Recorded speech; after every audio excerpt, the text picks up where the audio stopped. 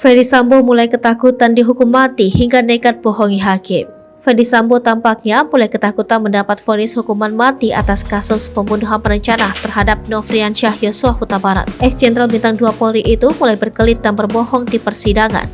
Tak seperti di awal-awal yang membenarkan kesaksian para saksi, Ferdy kini membantah telah memerintahkan Richard Eliezer atau Baradae menembak Yosua. Sambo kekeh mengatakan saat itu dia hanya memerintahkan Richard menghajar Yosua. Pengakuan Sambo ini pun seakan membuat Richard terheran-heran tak percaya. Sambo menyampaikan keterangannya saat hadir sebagai saksi dalam sidang kasus pembunuhan berencana terhadap Yosua dengan terdakwa Baradae, Ricky Rizal, dan Kuat Ma'ruf.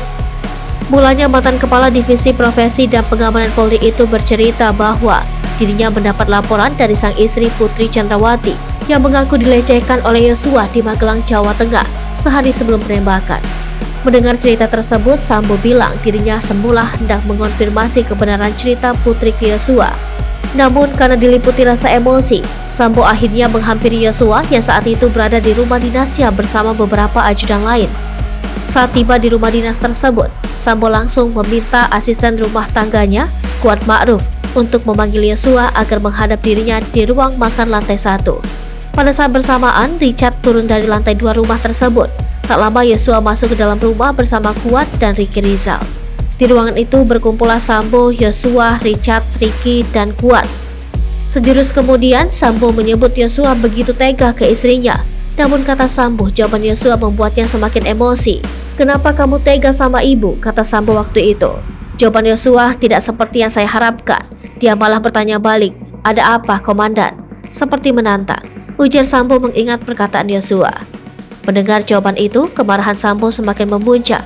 Dia lantas mengaku memerintahkan Richard untuk menghajar Yosua.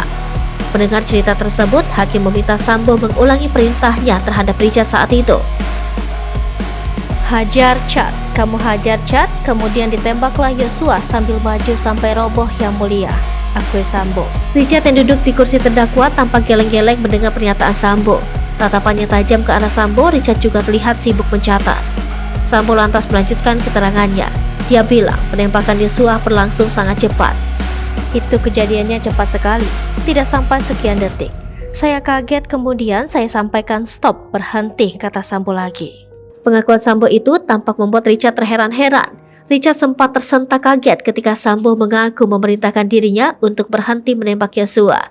Sementara dalam pengakuannya, Sambo menyebut dirinya panik karena Richard menembak Yosua. Dari situlah muncul ide untuk mengarang cerita tembak-menembak antara Yosua dengan Richard. Dengan skenario itu, Sambo mengambil pistol yang terselip di pinggang Yosua. Dia menambahkan senjata tersebut beberapa kali ke dinding rumah agar seolah terjadi baku tembak.